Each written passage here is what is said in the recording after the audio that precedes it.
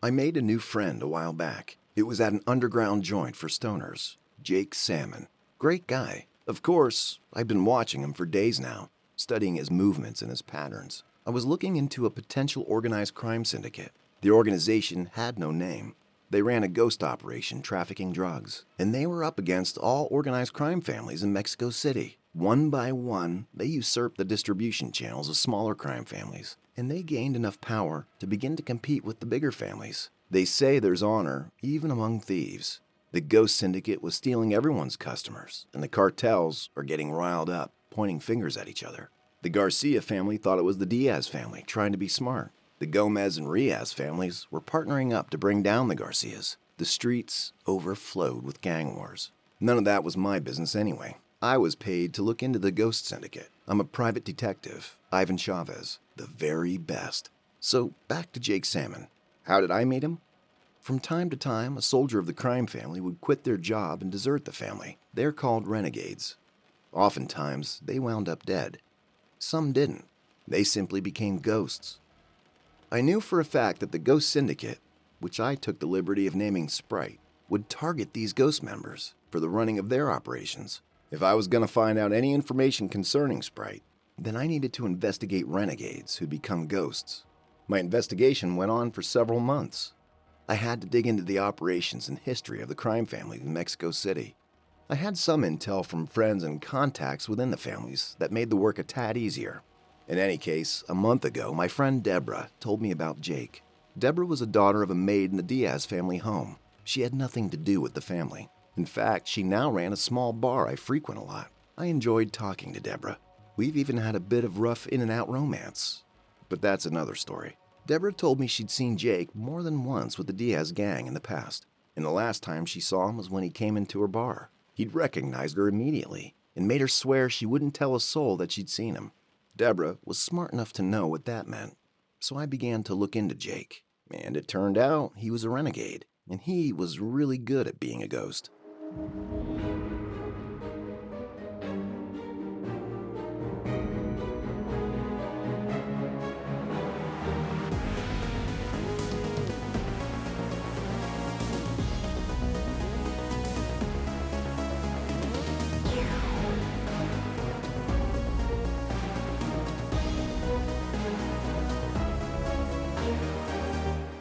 Midnight Stories.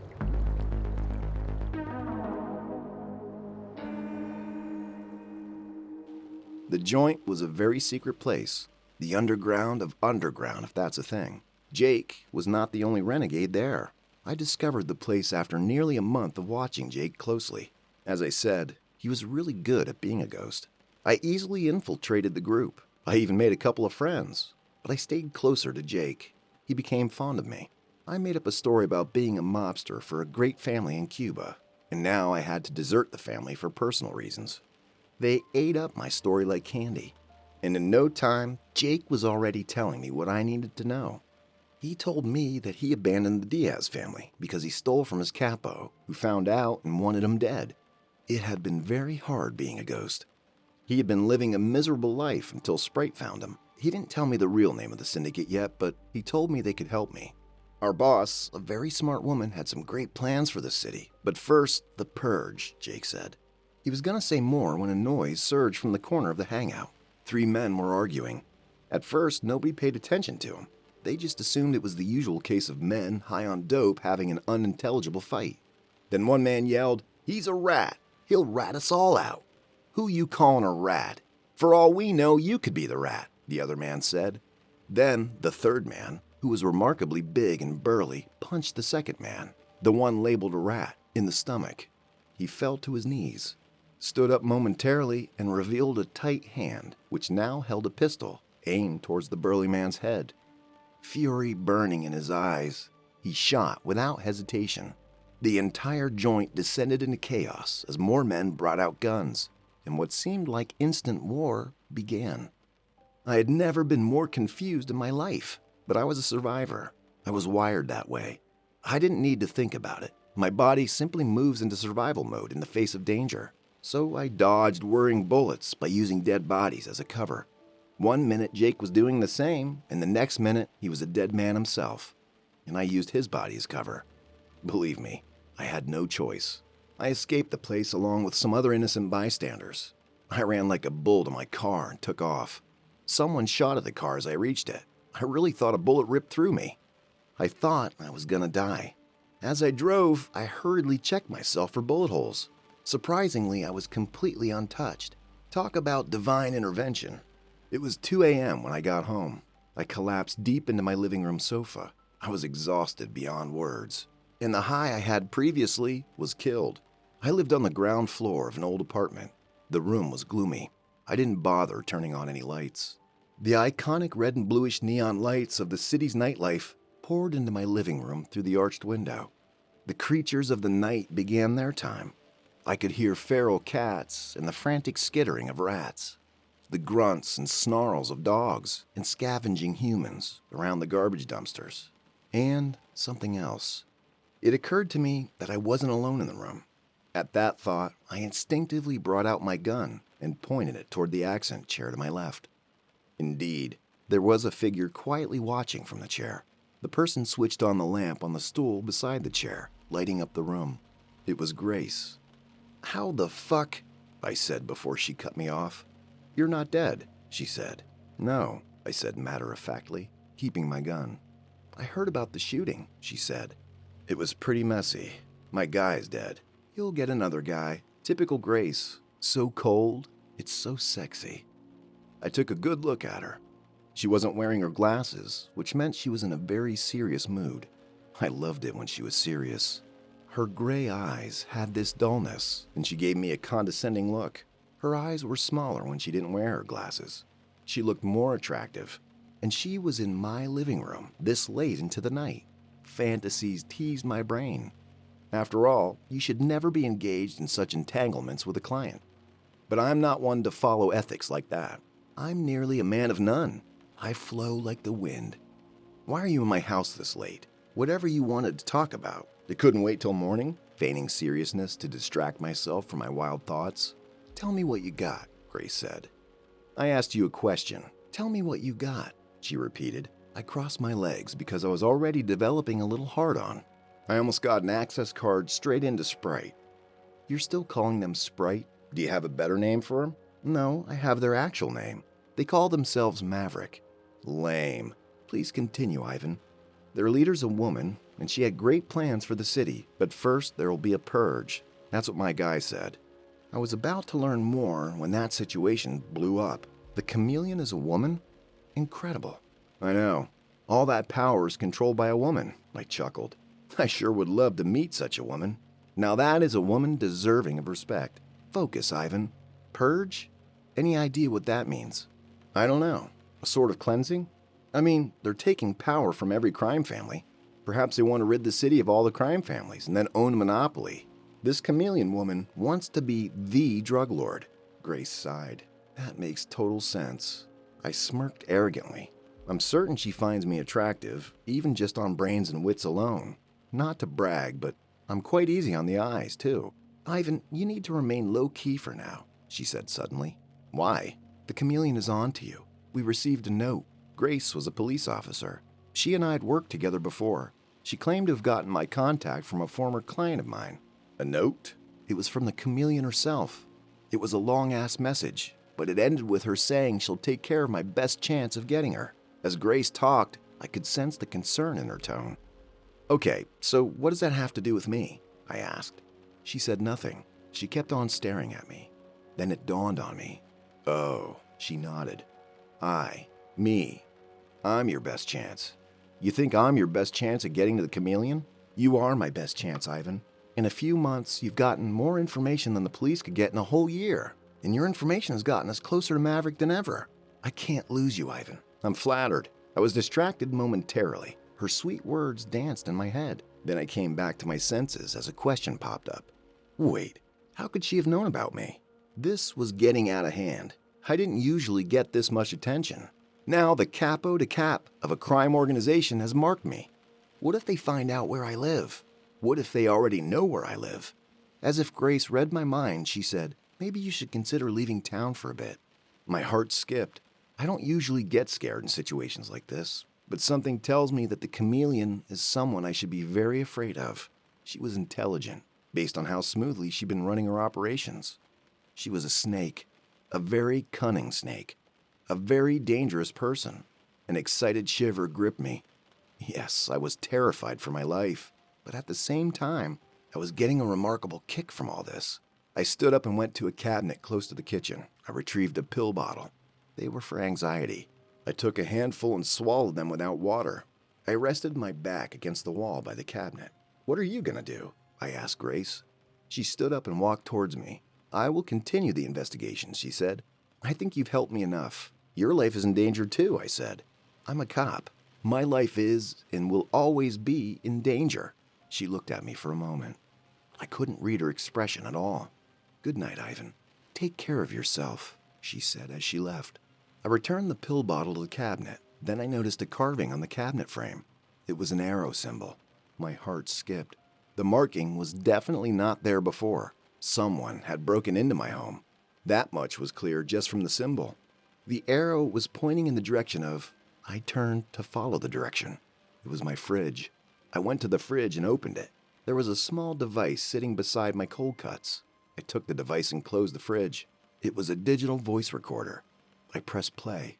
The voice that came out was clearly a female voice, but somewhat distorted so that no one could tell whose voice it was. "I really hate to do this," The voice said. "Mr. Chavez, you were of great help years back, and I hate that I have to repay you like this. But you're getting your nose too deep into where it shouldn't be. I have no choice but to stop you. You have 48 hours to live. I could have killed you instantly. But because I have respect for you, I'm giving you time to say your goodbyes to all the people you care about, if there is anyone. Take care of yourself, Mr. Chavez." 48 hours to live? What does that mean? They're gonna kill me and they're telling me when they're gonna kill me?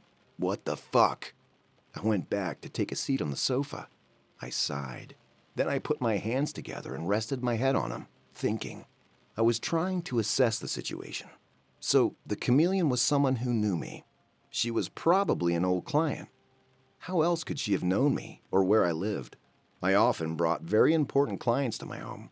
My house was my headquarters, so a high-profile person whom I'd worked for in the past and brought into my home was the chameleon. I have a narrow list of clients like that. While on that thought, a dreadful realization hit me. I rushed over to the cabinet and brought out my pill container. I removed the lid and studied the pills in the container. My heart was beating so fast.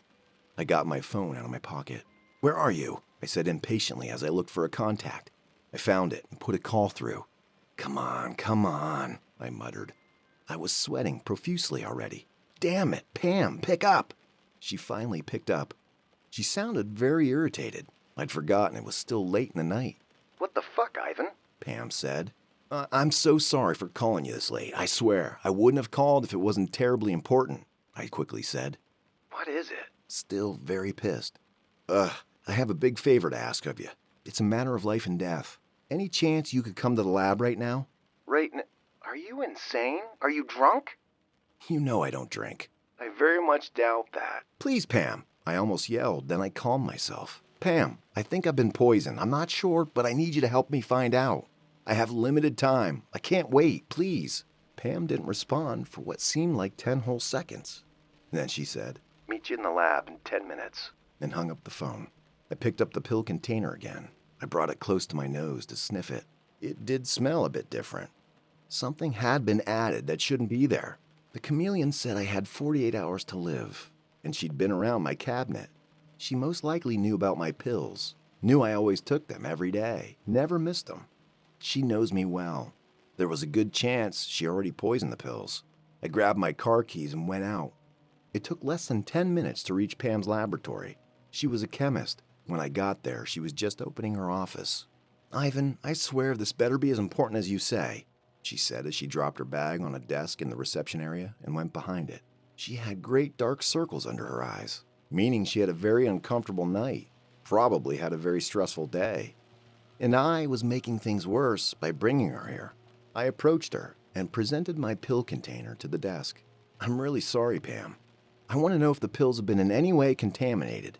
I think somebody poisoned them. I already took some. So if they really have been poisoned, then I have poison swimming through my bloodstream." Pam looked very worried. "Who would poison you?" she asked. I sighed. "It doesn't matter, Pam. All I know is I have 48 hours to live." "So you're looking for potential poison that takes effect in 48 hours. "Okay," she said in an urgency that wasn't there before. I'll start the analysis. You can leave, come back in the next hour or so. Or you can just wait around if you got nothing else to do." "Oh, I certainly have things to do. And I might not be able to come back. I have to find out who poisoned me and why." "Then how will I get the results to you?" Pam asked. "I'll call you in the next hour. I have to go now." "Okay, be careful." "I'm always careful." "If that were true, you wouldn't have gotten yourself poisoned through your own pills," Pam said. I smiled at her. "I want nothing but good news, Pam," I said as I left the lab. Once again, I got into my car and hit the road. I called Grace while driving. "Hey," I said as she picked up the call. "The chameleon already got to me." "What? Are you okay?" "I'm fine, although I think I might have been poisoned. I'm not sure." "What are you talking about?" Grace asked. "I found out that my house was broken into." "Shit." "Now that I think about it, it must have been ridiculously easy to break into my house. I mean, even you broke in." "Ivan, what happened?" "I saw a voice recorder in my fridge. The chameleon left a message. She said I have 48 hours to live." "Oh my God," Grace whispered. "I think they poisoned my pills, Grace." "The pills you took while I was still at your place?" "Yes, those pills. I'm not sure. Currently, I'm getting them tested. It's either I've been poisoned, or in 48 hours, someone will find me and off me." "How exciting." I laughed briskly. The kind of laugh that showed you were terrified and nervous. "Where are you, Ivan?" Grace asked. I'm currently on the road. I don't even know where I'm going. Trying to clear my head while I drive. I need to find out who the chameleon is." "Will you come to my place?" Grace asked. I was so tempted to say yes, but my present situation didn't afford me the mind to think of pleasure. If I'm gonna be dead in 48 hours, then your place is the last place I would want to be. You shouldn't even be at your place. If they could find me, they could definitely find you. It's unsafe." "Then where do you suggest we meet?" An idea rang in my head.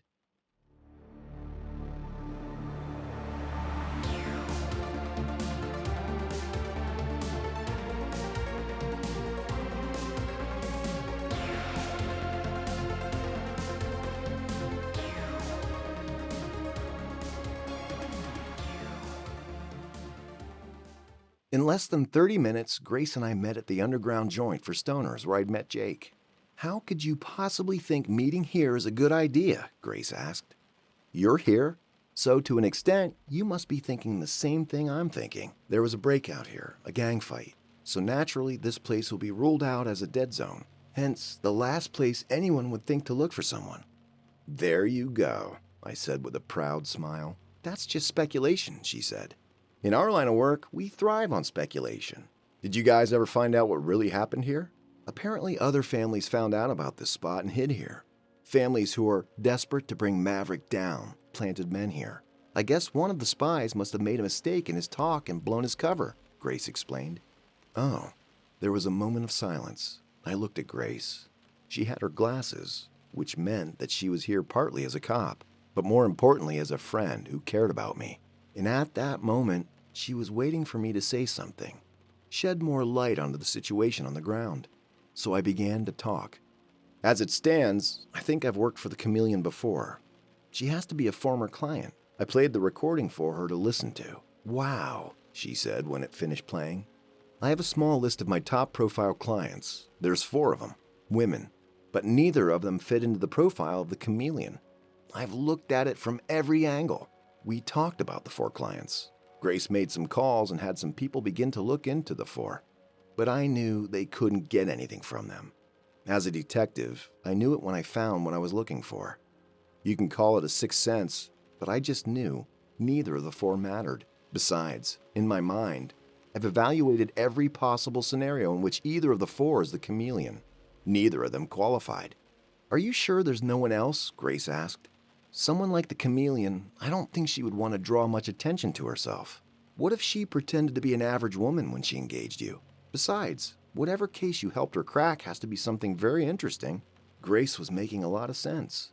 "Can you think of any interesting case involving a woman you thought to be rather mysterious?" Grace asked. "I have worked a good number of very interesting cases. and I've dealt with a good many mysterious people. I thought hard before saying anything else. Then someone flashed in my head. There is someone, actually. A lady. I solved a case for her some 3 years ago. I reasoned the line of thought before I continued. I don't know. I shook my head and sighed. Just say it, Grace insisted. Hold up. You never told me who referred you to me. I really don't know why I said that. What does that have to do with anything? And her question, like a charge, made my brain generate an answer. My eyes lit up. Of course! Nobody knows I'm working for you. Or did you tell anyone? No, Grace replied. Nobody knows you even make use of a private detective now and then. Nobody except whoever referred you. Did you tell this person you were looking for a private detective? No, I just told the person the case I was trying to crack. The case you helped me solve. And the person gave me your contact saying you could help me. Did you let the person know that I successfully helped you with the case? Of course. She recommended you. I had to give her feedback. Who is she, Grace? I asked, my heart beating fast. This was the answer I was looking for. Whatever she was about to say, that was my answer. But she was hesitating. Who, Grace? I asked impatiently. My mom recommended you, okay? She finally forced it out. So what, is my mom the chameleon? I was speechless. Don't be ridiculous, Ivan. Your mom? What was her name? I asked. Grace was getting very uncomfortable. She was confused at the same time. I really don't understand what you're getting at. Just tell me her name, I said, raising my voice a little. Angelica Lopez. I didn't realize when my lips parted and my mouth was wide open. The realization. Angelica Lopez was a former client of mine. She'd come to me with a case saying that her husband was laundering her money into something illegal. The money was coming back to her, so she shouldn't be complaining, but the money was coming back twice or 3 times what was taken. She came to me because she was uncomfortable with that kind of inflow of money. She had claimed to run a fashion house that imported foreign designer brands and sold them locally. I checked her books. She made good money. She was rich, at least from the books, but not the kind of rich that made a lot of noise, which was why I didn't include her in my list of 4. I had helped her look into the operations of a person she called her husband. He was putting her money into the purchase of drugs and selling the drugs through various channels he built. He was making incredible money from Angelica's money through major criminal activity. I had helped Angelica put the man behind bars. Do you know who Sebastian Hernandez is? I asked Grace. He worked for my mother. She found out he was stealing from her, so she got him arrested, Grace answered. So he's not Angelica's husband then? I sighed. My phone began to ring. It was Pam. Pam? Ivan, Pam said and remained quiet. Her voice was soft and full of empathy. I knew what kind of news she would give me. Talk to me, Pam. You were right. The pills were poison. Can you find an antidote for me? I asked. I can try. Her voice shaking already. Pam, I love you because I know you're absolutely the best at what you do. I'm counting on you, I said as I cut the call. I turned to Grace. Do you trust your mother? I asked her. She hesitated. She was in a frenzy. I could understand that. I decided I would do the talking. At this point, Grace, I'm 98% certain your mother's the chameleon. She knows about my pills. She knows that I started working for you. She had probably been watching me since I started working on this case for you. I want you to look into Sebastian Hernandez and look into your mother's business as well. You have to be smart about this. She must not know you're looking into her. She must think you're still trying to find the chameleon. Stop, Ivan, Grace said, breathing fast. What are you going to do? Don't worry about me, okay? Grace, your mom is a very dangerous woman. I swallowed a breath. Please be careful. Then I stood up to leave. I'm really not ready to die, Grace. Still, so many things I haven't done. Don't die, she said. I smiled. I'll try, I said as I took my leave. Only 12 or so hours had passed. I had about 36 hours left. Surely, Pam would come up with an antidote. I thought about all the great things I wanted to do with my life. As I drove into the warm Mexico City afternoon, the wind rushed into my car and refreshed me. I smiled in content.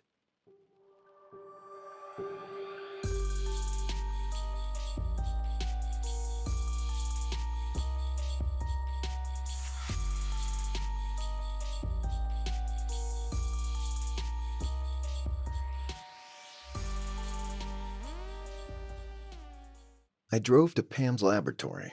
She looked tired, but she was relentless. She'd been up since I called her around 3 a.m.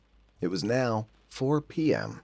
She'd been working for more than 12 hours straight. She looked wretched. I was the one dying, but I felt bad for her. I felt bad for putting her through my problem. When she saw me, she ran up to me. I caught her in my arms just as she nearly fell before me. "You need to rest, Pam," I said gently. "If I rest, then you will surely die," she stated. It was true. Still, I couldn't bear to see her the way she was.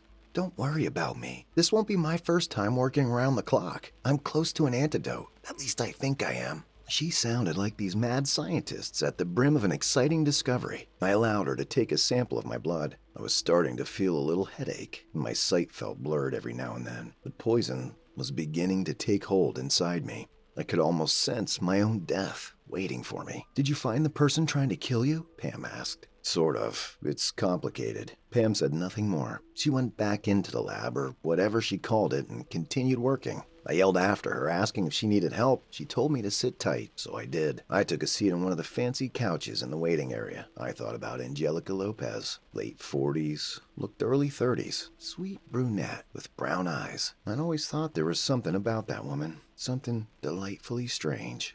The first time I met her, she was wearing a purple sheath dress, and her hair was tied in a bun. She told me to meet her at a park. She was seated on a park bench by the side of the cobblestone path, watching some ducks interact in a small stream. She had oozed mystery, and that was one of the things that drew me to her. That beautiful morning, even as I approached her bench, I knew that she was not a simple woman. And when she looked up at me, in her eyes, I'd felt instantly trapped forever in her world of sophisticated shadows. I knew she was trouble from the first moment I saw her. In my dealing with Angelica Lopez, there had been a connection that I rarely had with clients. She communicated a depth that I thought was dark and beautiful. She was a woman with demons. I had my demons too, and we did collide in an overwhelming fashion. "I don't know what love is," I told her once when she asked me. "I haven't seen it yet." "You will never feel it," Angelica uttered, and I thought she was cursing me. "It does not exist," she added. "What exists between a mother and her child, that's a bond. It's like a curse, and there's nothing more undoing than that dire responsibility, I assure you. But no one really loves anybody. Everybody just wants what they want." Her philosophy was rigorous, cynical, and my spirit didn't agree with it. But I've been fascinated by the darkness behind it. Angelica Lopez was a woman who was tired of being comfortable in life. "Life is a ping-pong table," she once said. "People make the mistake of thinking their opponent is the world. But no, it's not you against the world. It's you against you. You have to beat you for you to be reborn." You know, our conversations webbed into many philosophies, and I wondered how we ended up moving on from conversations that started about her husband and the case she wanted me to solve to other things. I sighed. "I thought we had a thing, Angelica and I. Truth was, I was hurt that she wanted to kill me. I was really hurt, but I understood her position to a point." I passed out on Pam's couch. When Pam woke me up, I felt like my head was on fire. I was sweating profusely, and breathing felt difficult. I had completely zoned out, and it looked like time had mercilessly shifted around me. It indeed had. When I asked Pam what time it was, she said it was 7 p.m. I had slept for 3 hours. Not only did that sound impossible to me, it felt terrifying and cold. I had about 30 hours left to live now, unless Pam had something to say about it. I looked at her expectantly. There was an unreassuring look in her face. "What?" My question made her cover her mouth with both hands in sadness. I heard it too. My voice was raspy and sickly. I sounded like a proper dying man now. Pam told me my eyes were red. No wonder they felt itchy. I asked her if she had any good news for me. Tears began to form around her eyes. I stood up and embraced her, comforting her. She began to cry on my shoulders. "I am trying," she muttered. "I have every faith in you. You will save me," I whispered into her ear. She hugged me tighter. Someone walked into the laboratory reception area to find us hugging. He looked like a teenager. He was in ragged jeans and a long-sleeved jersey. "Who's Archie over there?" I said, nodding at the kid, while withdrawing from my embrace with Pam. She wiped tears from her eyes and sniffed. Then she put on a very fake smile. "This is Diego. He's my partner," Pam said. "You meant student, right? Isn't he like 15? I was only half joking. "I'm 23, douchebag," the dude said. I looked at Pam quizzically. You should show him some respect. He's a brilliant chemist, and he's gonna help save your ass. Pam set me straight. Come on, the centrifuge should be finishing its cycle. She motioned for Diego to follow her towards the lab. After they'd gone, I sat back down and shook my head. Kids these days. I remember I was breaking up bar fights and busting petty criminals at that age. Nowadays, we're cranking out scientists and mathematicians. God bless them all, especially Diego. While I passed time on Pam's couch, thinking about everything and nothing, at some point, I asked myself, am I gonna just sit around and wait for my death? I should be doing something. What? Grace was currently looking into her mom. I wondered what approach she would take. I really hoped she wouldn't engage her mom in a physical confrontation. That would be stupid. In any case, I wasn't just gonna sit around while this bitch who poisoned me roamed free. Calling her a bitch somehow didn't feel right. It's funny. Even though she wants me dead, I still felt something for her. I still wanted to help her fight her battles. I still wanted our worlds to collide once again, the way they did in the living room the day she came to appreciate me for helping her solve her case. If Grace found out that I slept with her mother, she would probably kill me faster than this poison inside me. It suddenly hit me. I knew what I must do.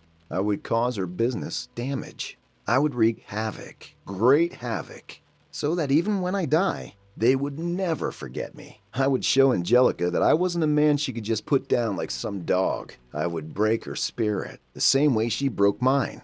A weak smile danced on my face. I stood up from the couch and left the facility. My entire body was starting to feel weak. As I neared my car, I muttered to myself, I have faith. I still believed Pam and her Archie sidekick would save me. I knew the different places where Angelica ran her operations. I didn't realize it before. That was probably why she wanted me dead. I believe Sebastian Hernandez did deal drugs. He and Angelica had entered sort of a partnership. He wanted to use her fashion business to launder his drug money. Sebastian was a quietly powerful man. Only Angelica had been smarter, more cunning. He had established all the trade routes and channels for the shipments. His routes had been so intelligently marked out and hidden, the operations had been made impossible to trace. I had to call a good buddy of mine, Jasper, to help me with digging. Jasper was the only other detective I knew whose field skills and ability to see what many couldn't see probably surpassed mine. With all the trading routes Sebastian established, he was soon to become king of organized crime in Mexico City, and in short order, the entirety of Mexico. Angelica wanted all the power for herself. I unwittingly helped her steal Sebastian's chance before he could even take the crown. Now Angelica controlled all the routes, cementing her control. I have no idea why, but I told Angelica that I only discovered one, and that was the one we used to implicate Sebastian. It was the dock in the next town. Some abandoned ships had been stuffed with drugs and had Sebastian's prints all over them. The operation had been shut down and the drugs confiscated. The second operation center which we discovered, which I kept to myself, was located in an underground warehouse at a demolition site in the edge of town, not so far from the dock. I could draw patterns between underground warehouses and the dock, and use that to find other centers of operations. Angelica must have realized that if I could find one of them, I could probably find all of them, which was why she wanted me dead. I drove to my favorite spot in Mexico City, Roberto Park. It was the park where I met her for the first time. The park had some kind of healing powers. I sat on the same bench she and I sat on and talked for the first time, and many other times since.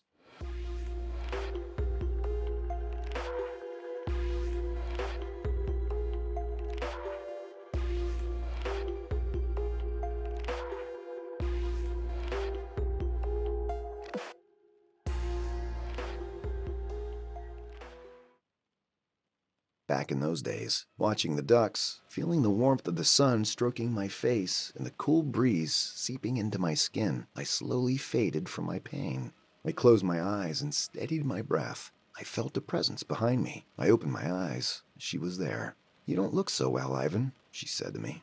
She was clad in a black Bordeaux dress and wearing sunglasses. As usual, her presence carried a mysterious aura. "Yeah, someone poisoned me," I remarked, looking up at her. "Oh my, who would poison you?" she asked, feigning concern. "Beats me," I returned. I didn't take my eyes off her. She smiled. "I knew that you'd figure it out very soon. You've always been too darn smart. It's the shame the way things turned out." "It is, isn't it?" I muttered. I took in a deep breath. "All of this for power? I thought you weren't that shallow, not that void of depth."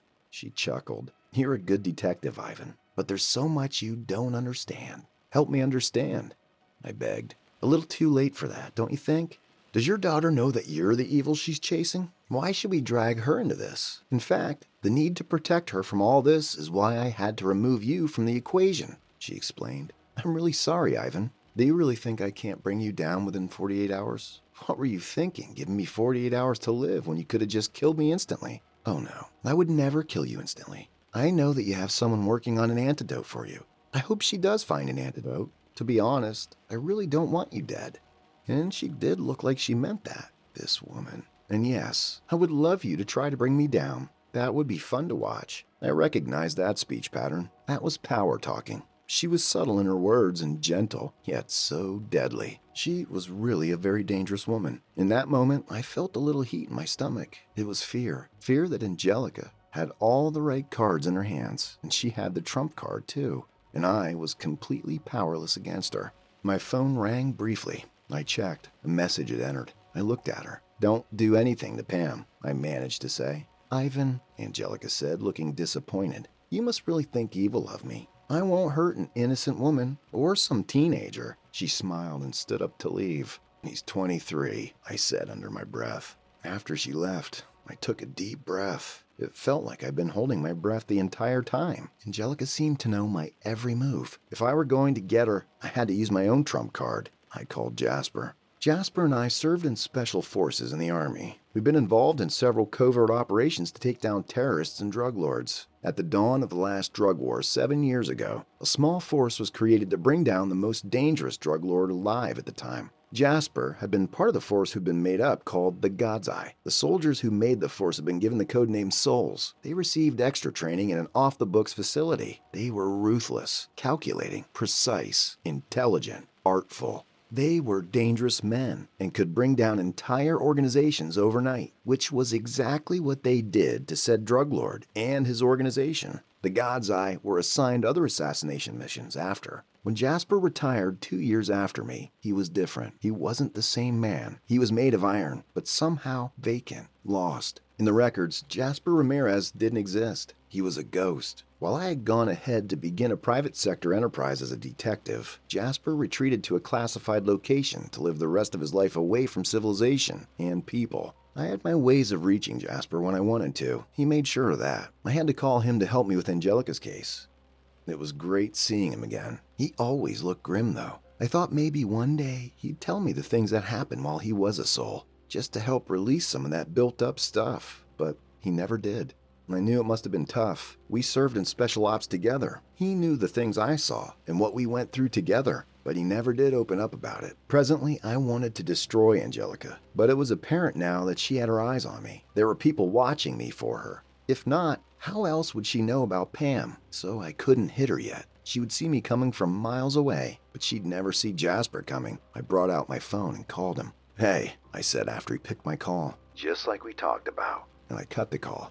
He knew exactly what to do, when to do it, and where. He was an expert at intelligence gathering and setting up behind the scenes. He'll have the entire operation mapped out and strategically place explosives in as many locations as possible. When I give the go sign, Jasper will release the fireworks, and Angelica will know I'm not bluffing. Within 2 hours, I received a text. It was Jasper. Found them. It read, he'd found 5 more of her operations. So, including the 2 we found earlier, there was 7 total. We were getting ready to destroy years of planning and billions of dollars of product and expensive structures built underground to house and maintain safe passage of all her shipments. That would leave a huge, ugly mark on Angelica's heart, if she had one. I stayed a bit longer at the park, thinking. I raised my right hand to my face. It was shaking. Another reminder that I was nearing death by the minute. I stood up and got in my car and drove off. One of her people was following me. I had to find a way to shake him, and I needed to do it soon. I wondered what Grace was up to. No sooner did I think of her than she called me. It felt good to hear her voice again. We had met some hours earlier, but I missed her. Ivan.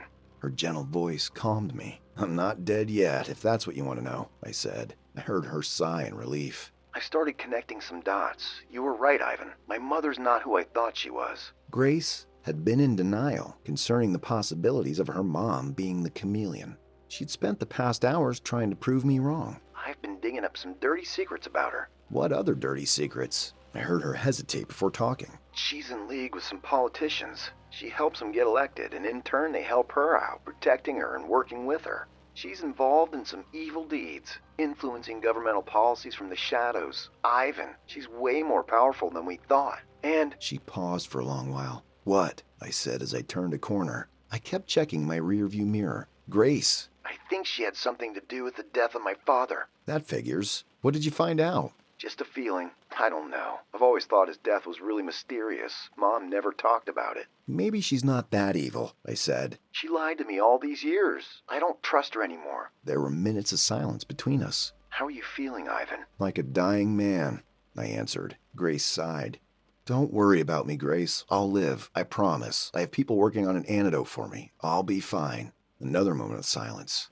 I cut the call. I pulled my car over and headed to the coffee shop down the street. I ordered tea. My vision was getting blurrier by the minute. Was feeling myself becoming sluggish. I sat at a table at the corner of the coffee shop beside a large window and sipped my tea gently. I felt cold, despite the warm air. I wrapped my hands around the cup, and the warmth flowed through me, making me feel a little better.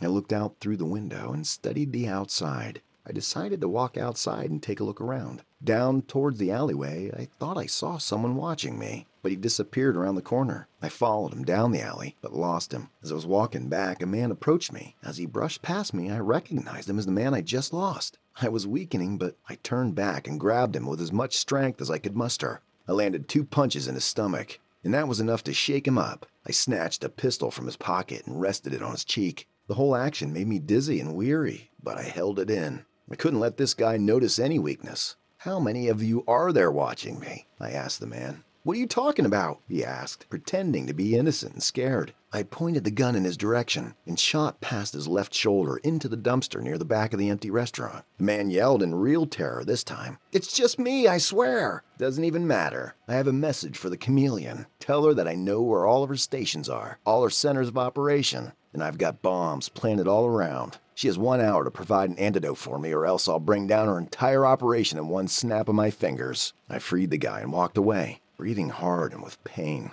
I came to my car and got in. I began to cough. I coughed into my hands. When I did, I felt liquid spill out of my mouth. When I checked, it was blood. I began to shake. This was getting real. I was really dying. I didn't want to die. I drove to Pam's laboratory. Pam led me to a room and made me lie down on the bed. It had been more than 24 hours by now. I had less than a day to live now. Pam took my body temperature. Then she gave me an injection. I zoned out.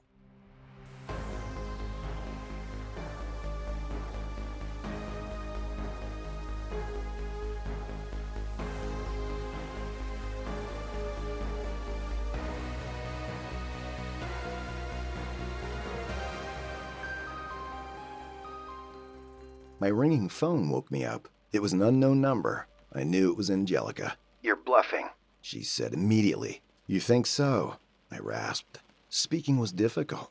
Every word from my mouth made me weaker. My voice was hoarse and low. Oh, Ivan, you sound really terrible, Angelica said. I felt that. I don't believe you. You will in the next few minutes, I said and cut the phone. Then I called Jasper and told him to blow one of the stations. He did that swiftly. Less than a minute later, she called back. You bastard, she muttered. I need the antidote, Angelica. It so happens I'm not ready to die yet. I don't think your politician friends are going to want all the heat that's coming their way, do you? I don't have the antidote, she pleaded. Angelica, the next explosion will be from every single one of your centers. Ivan, I swear I don't have the antidote. The poison was made without remedy. Okay, I cut the call. Seconds later, she called back. She yelled my name this time. Ivan, I swear there's no antidote. I was frustrating her. I felt good about that. I didn't respond to her. I cut the phone again. Perhaps she really didn't have an antidote. It really didn't matter. I took a deep breath. I called Jasper. Light him up, I said into the phone. Pam came into the room later. She sat on the bed next to mine and faced me. She was smiling. I tried to smile back at her. Pam and I had been good friends in high school. We'd parted ways after high school when I went to join the Army. I'd come back about 20 years later to find her running her own chem lab. Pam had always been a really strong woman, and I admired and occasionally envied her all my life. She had a big heart, too. If she hadn't gotten engaged by the time I came back, I probably would be in a relationship with her. But I was happy for her. She had a great family, great home. She deserved to be happy. I would have broken her heart anyway. Hell, I break my own heart. "How are you doing, soldier?" Pam asked. Slightly upbeat. "Still breathing," I let out. "I plan to keep it that way," she said. I nodded and smiled. "Diego's running a simulation on an antidote we prepared and seeing if it'll neutralize the poison in your blood, and to also be sure the poison neutralizer itself won't be a poison to you." "Exciting," I whispered. Pam chuckled. She began to engage me in a conversation, talking about all manner of things, mostly about life in high school, good old days. I knew she was trying to keep me awake. She didn't want me to fall asleep and into death. I did my best to engage well in the conversation. It did make me feel better. After a while, I started feeling the world getting dark around me. My body was burning up. I was developing fever.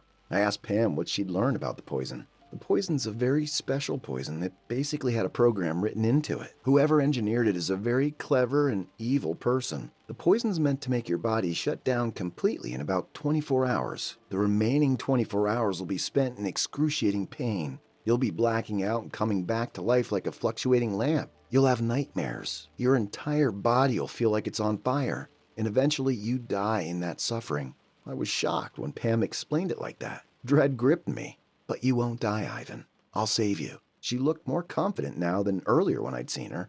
Diego came in with a mug containing a liquid. He told Pam the simulations he ran came out positive. Pam got the mug from Diego and handed it to me. She helped me sit upright in bed. After I drank the liquid, I laid back down and I fell asleep. I dreamt about the past, about growing up in Mexico City. I dreamt about joining the army. How my dad rejected me. We just lost Mother to a sickness, and my dad turned himself into a monster because of it. He became irresponsible, beat me up, treated me like garbage. I joined the army to run away from him, and I stayed away for 20 years. When I got back, he'd disappeared. I remembered not giving a shit. Good riddance. But I've been awfully lonely, and I missed him and hurt to think about.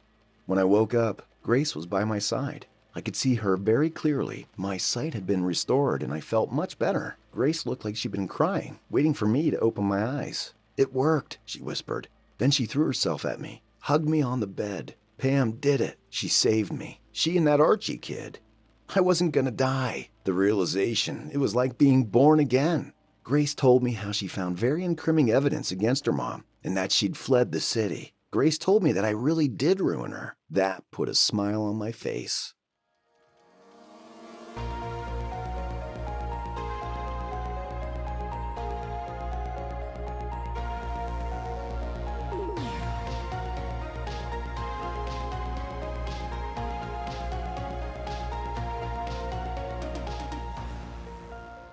Some days later, Jasper came to my house. It was the first time he was seeing me since I told him I'd been poisoned. He was glad to see me as I was to see him. "So we're even now," he said to me. I smiled. "Not even close. During our time in the field, I'd saved Jasper when everybody else left him for dead in one mission. I'd taken care of him and stood by him as he got back on his feet again and got stronger. On more than one occasion, I'd saved him. He owed me. We were good friends, but even that wasn't enough to have him stick around and be a soldier for me, full-time for a paycheck. What are you gonna do now?" I asked him. "Go back to my hole?" And that actually sounded good to me for a minute. I wished I could crawl into a hole too and stay away from the madness of society. But this city, Mexico City, was my city. I love my city, and there's nowhere else I'd rather be. I thought about Grace. Nowhere else I'd rather be but with her. "Good luck, buddy," I said as he started to leave. "You too, Ive. You too." He turned and walked off into the day. I wouldn't be seeing him again for years to come. I went back to being a private detective. I started thinking of expanding, hiring some extra hands to help out. It felt weird calling it an enterprise when I was the only one actually working for me. But baby steps, right?